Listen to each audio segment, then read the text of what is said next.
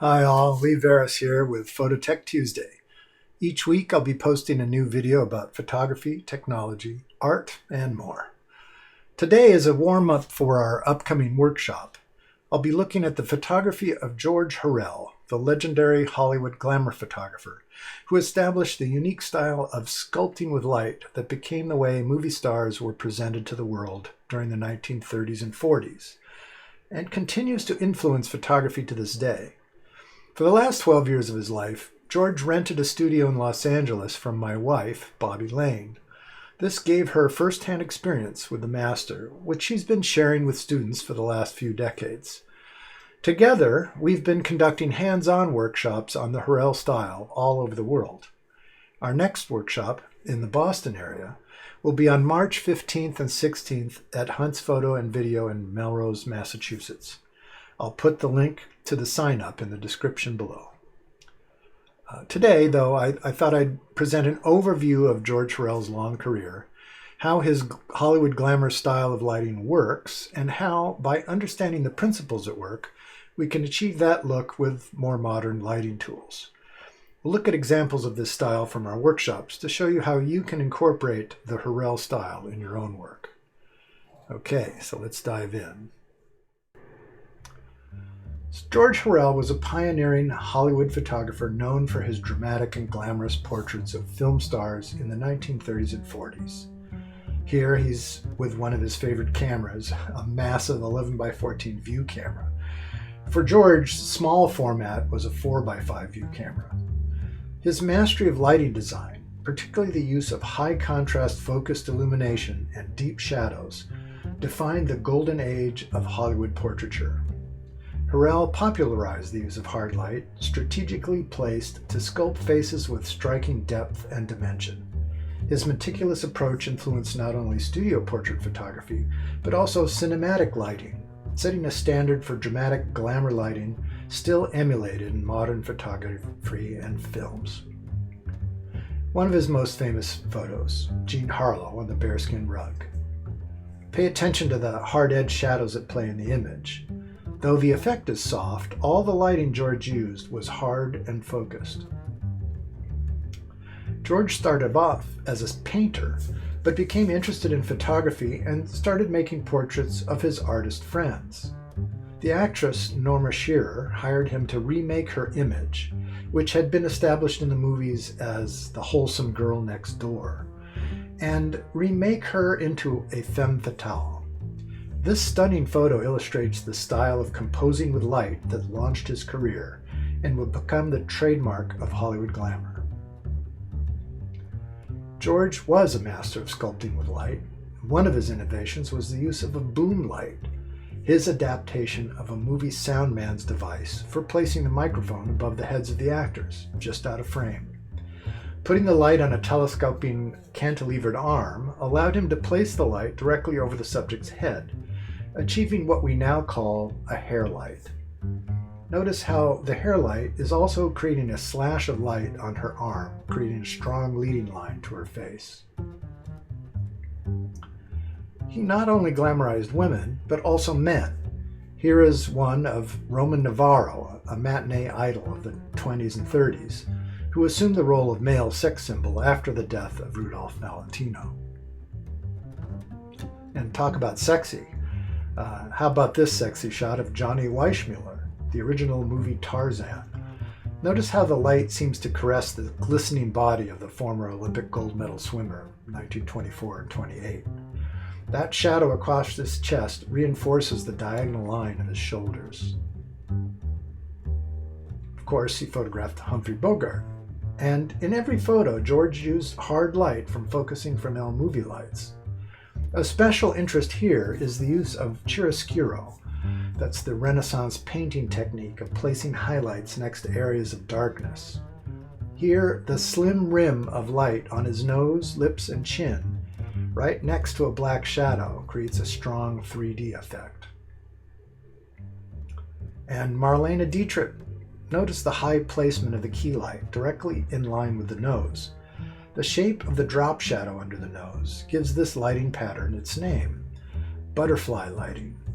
also known as Paramount lighting, or now more commonly just glamour lighting. Again, the chiaroscuro effect of the dark hand against the light background really emphasizes the elegant gesture of the hand. Now fast forward 40 years after that previous photo, and we find George photographing more contemporary actors in his signature style. Here's Harrison Ford shortly after his Oscar for Witness. And Sharon Stone here. George's career waned a bit in the 60s and 70s, but went through a resurgence in the 1980s, and everybody wanted the Hurrell look. So notice the intensity of that hot hair light. An extremely controversial, sexy shot of Tyrone Power and Loretta Young. Back in the day, this sort of mildly implied pre-post sex scene and the intimate gesture between the actors was virtually unheard of. George returned to this approach many times over his long career. Here's Kathleen Turner and Michael Douglas getting the same kind of treatment. And Linda and Paul McCartney. Again, very similar pose and similar effect. George's favorite person to photograph out of all of his famous subjects was Arnold Schwarzenegger.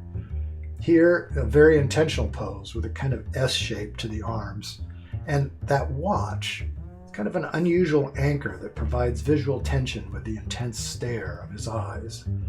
The camera was tilted off to the right. Notice how that director's chair back is at an angle. This was referred to as a Dutch angle in movie lingo. Some of the best photography of his career was with Diana Ross on a shoot in Bobby Lane's studio.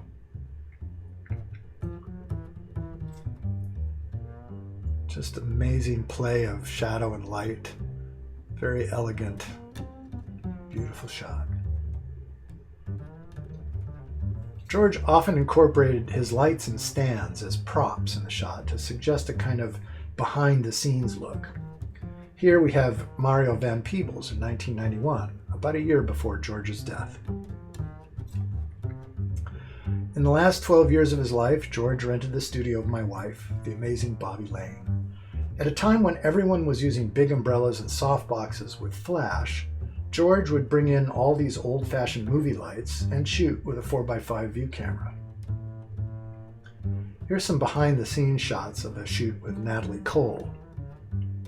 You notice a kind of very pared-down studio here, very plain. George was very detailed when it came to posing.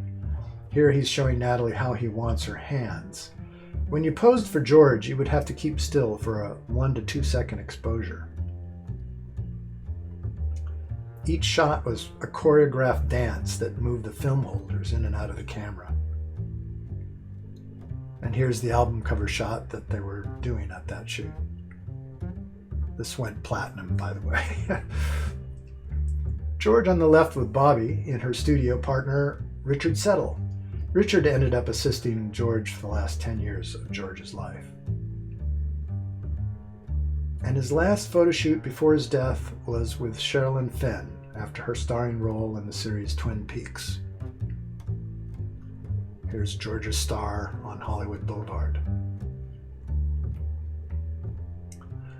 Bobby Lane has been teaching the Hurrell style of lighting for the last few decades, based on direct experience in the studio with George.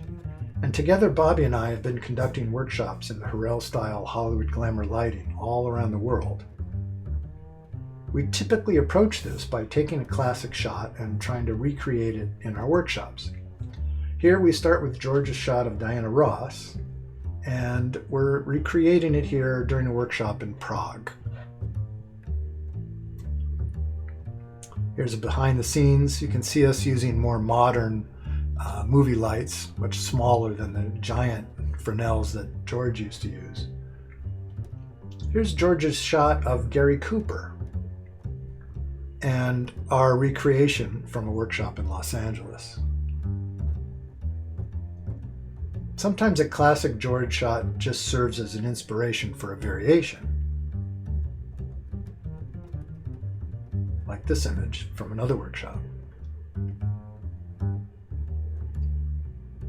Humphrey Bogart again, and our recreation in a workshop in Albany.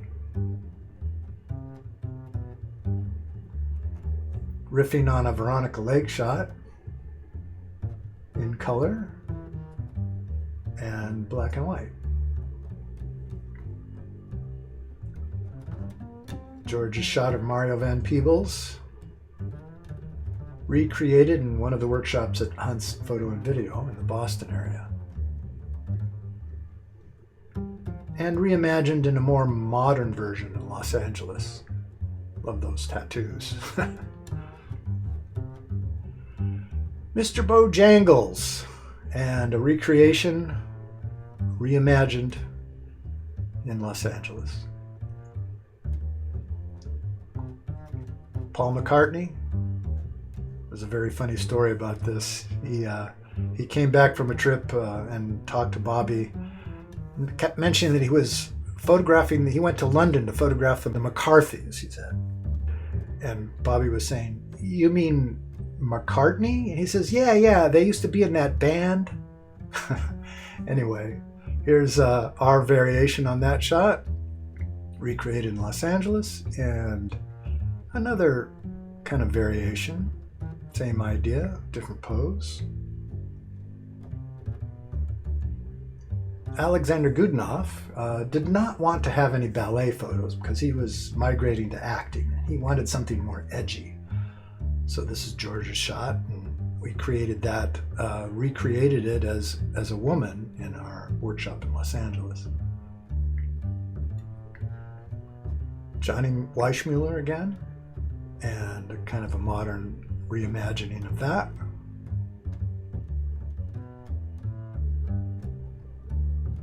Most often we use actors instead of models to get more of a Hollywood vibe. Only one light used here. It's creating the key light on the subject and the shadow on the background. Vintage wardrobe can help to recreate that old Hollywood style.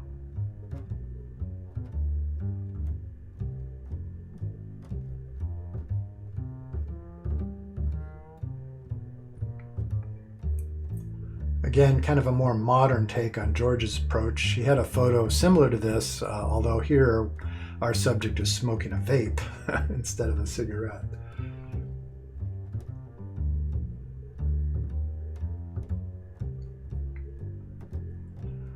One of our models in Prague, again emulating Humphrey Bogart. And using Photoshop, I placed a background from Prague into the studio shot. A little more modern take on things. Here's my take on creating a kind of Fellini-esque movie set portrait. Notice the light casting the shadow, also kind of signature trademarks of Hurrell's style. And a little storytelling, creating a scene here and with the same style of lighting. Here, the shadows from light stands are used to create dramatic diagonals in the background. And there's also a little bit of a Dutch angle here going on to give it some more drama. One light can be very effective for dramatic shadows. The shadow here is from the fill light, which is lightening the shadows on her face. Two lights, two shadows. Playing with shadows, it's all part of the Hurrell style. And here, kind of trying to emulate a little hand-colored effect by reintroducing just a little bit of color into the black and white.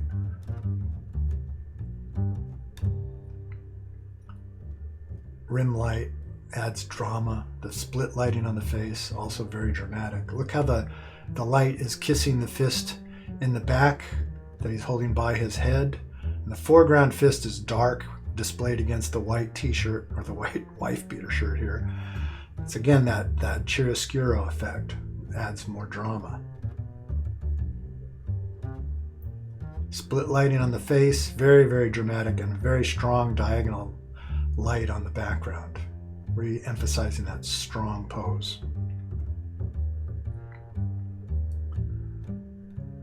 Another sort of glamour take. Lately, we've really fallen in love with the new Nanlite LED lights with focusing Fresnel spot and barn door attachments. These are incredibly lightweight, cool to the touch, and very bright.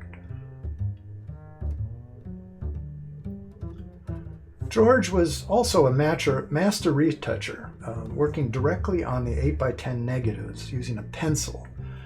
Here, this is a very young Joan Crawford. She had freckles, and he used to insist that she not wear any makeup because he wanted to control the texture of the skin, meticulously using a pencil to just spot out all those freckles. Today, I teach more modern retouching techniques using Lightroom and Photoshop. You can glamorize almost any subject.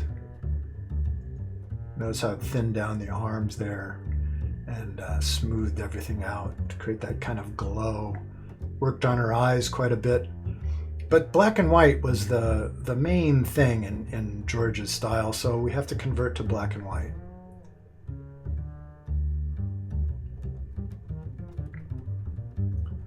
Here's the process again with the original color image, retouched and converted into black and white, and then subtly reintroducing the color just to create this kind of hand-colored look, an antique hand-colored look in the photo.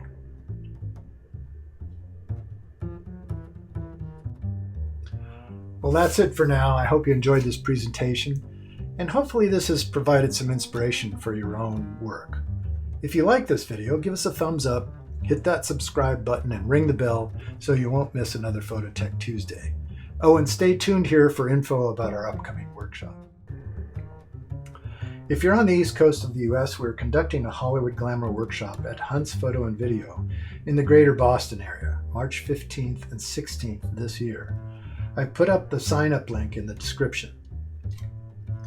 You might consider joining us for a photo adventure. Check out our trips and in-person workshops at our website, bobbyandleesphotoadventures.com. Our next photo tour will be our street shooting tour of the ethnically diverse neighborhoods of New York, June 1st through 6th.